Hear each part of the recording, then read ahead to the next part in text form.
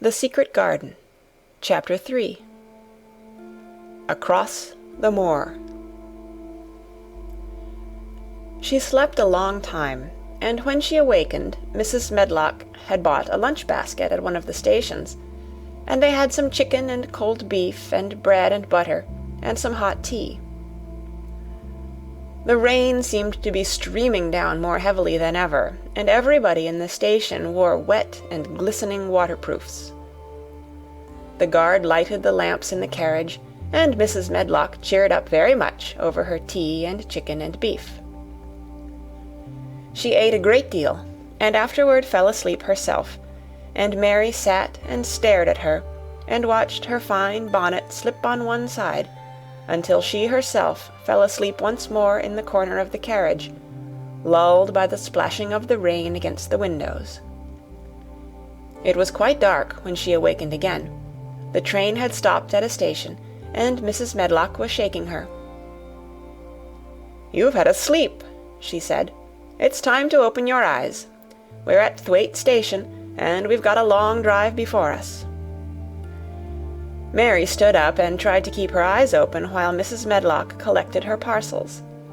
The little girl did not offer to help her, because in India native servants always picked up or carried things, and it seemed quite proper that other people should wait on one. The station was a small one, and nobody but themselves seemed to be getting out of the train. The station-master spoke to Mrs. Medlock in a rough, good-natured way, pronouncing his words in a queer, broad fashion, which Mary found out afterward was Yorkshire. "I see thou's got back," he said, "and thou's brought the young un with thee." "Aye, that's her," answered Mrs. Medlock, speaking with a Yorkshire accent herself, and jerking her head over her shoulder toward Mary. "How's thy missus?" "Well enow. The carriage is waiting outside for thee." A brougham stood on the road before the little outside platform. Mary saw that it was a smart carriage, and that it was a smart footman who helped her in. His long waterproof coat and the waterproof covering of his hat were shining and dripping with rain, as everything was, the burly station-master included. When he shut the door, mounted the box with the coachman, and they drove off, the little girl found herself seated in a comfortably cushioned corner, but she was not inclined to go to sleep again. She sat and looked out of the window, curious to see something of the road over which she was being driven to the queer place Mrs. Medlock had spoken of.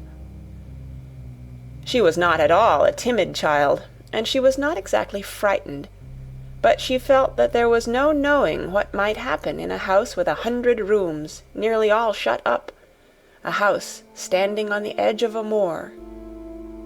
"What is a moor?" she said suddenly to Mrs. Medlock. "Look out of the window in about 10 minutes and you'll see," the woman answered. "We've got to drive 5 miles across Missel Moor before we get to the manor. You won't see much because it's a dark night, but you can see something." Mary asked no more questions, but waited in the darkness of her corner, keeping her eyes on the window.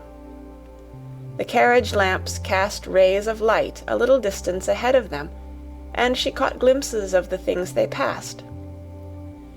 After they had left the station, they had driven through a tiny village, and she had seen whitewashed cottages and the lights of a public house.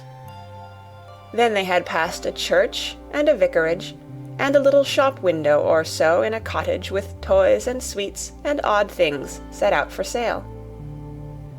Then they were on the high road, and she saw hedges and trees.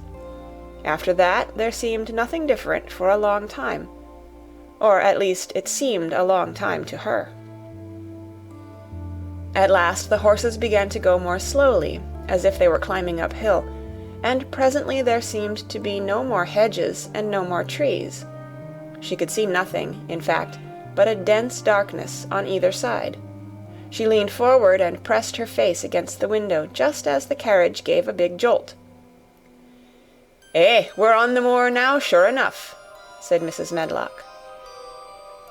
The carriage lamps shed a yellow light on a rough-looking road, which seemed to be cut through bushes and low-growing things which ended in the great expanse of dark apparently spread out before and around them. A wind was rising and making a singular, wild, low, rushing sound. It's not the sea, is it?" said Mary, looking round at her companion. "No, not it," answered Mrs. Medlock.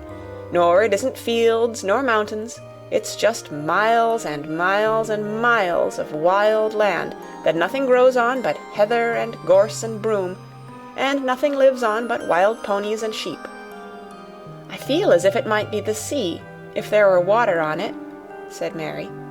"It sounds like the sea just now." "That's the wind blowing through the bushes," Mrs. Medlock said. "It's a wild, dreary enough place to my mind, though there's plenty that likes it, particularly when the heather's in bloom." On and on they drove through the darkness, and, though the rain stopped, the wind rushed by and whistled and made strange sounds. The road went up and down, and several times the carriage passed over a little bridge, beneath which water rushed very fast, with a great deal of noise. Mary felt as if the drive would never come to an end, and that the wide, bleak moor was a wide expanse of black ocean through which she was passing on a strip of dry land.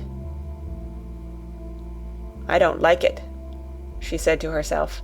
"I don't like it," and she pinched her thin lips more tightly together. The horses were climbing up a hilly piece of road when she first caught sight of a light. Mrs. Medlock saw it as soon as she did, and drew a long sigh of relief. I am glad to see that bit o' light twinkling," she exclaimed. "It's the light in the lodge window. We shall get a good cup of tea after a bit, at all events." It was after a bit, as she said, for when the carriage passed through the park gates, there was still 2 miles of avenue to drive through, and the trees, which nearly met overhead, made it seem as if they were driving through a long, dark vault. They drove out of the vault into a clear space, and stopped before an immensely long but low-built house, which seemed to ramble round a stone court. At first Mary thought that there were no lights at all in the windows, but as she got out of the carriage, she saw that one room, in a corner upstairs, showed a dull glow. The entrance door was a huge one made of massive, curiously shaped panels of oak, studded with big iron nails and bound with great iron bars. It opened into an enormous hall, which was so dimly lighted that the faces in the portraits on the walls and the figures in the suits of armor made Mary feel that she did not want to look at them. As she stood on the stone floor, she looked a very small, odd little black figure, and she felt as small and lost and odd as she looked. A neat, thin old man stood near the manservant who opened the door for them. "You are to take her to her room," he said in a husky voice. "He doesn't want to see her. He's going to London in the morning." "Very well, Mr. Pitcher," Mrs. Medlock answered. "So long as I know what's expected of me, I can manage." "What's expected of you, Mrs. Medlock," Mr. Pitcher said, "is that you make sure that he's not disturbed, and that he doesn't see what he doesn't want to see." And then Mary Lennox was led up a broad staircase, and down a long corridor, and up a short flight of steps, and through another corridor, and another, until a door opened in a wall, and she found herself in a room with a fire in it, and a supper on a table. Mrs. Medlock said unceremoniously, "Well, here you are. This room and the next are where you'll live, and you must keep to them. Don't you forget that." It was in this way Mistress Mary arrived at Misselthwaite Manor, and she had perhaps never felt quite so contrary in all her life. End of chapter 3.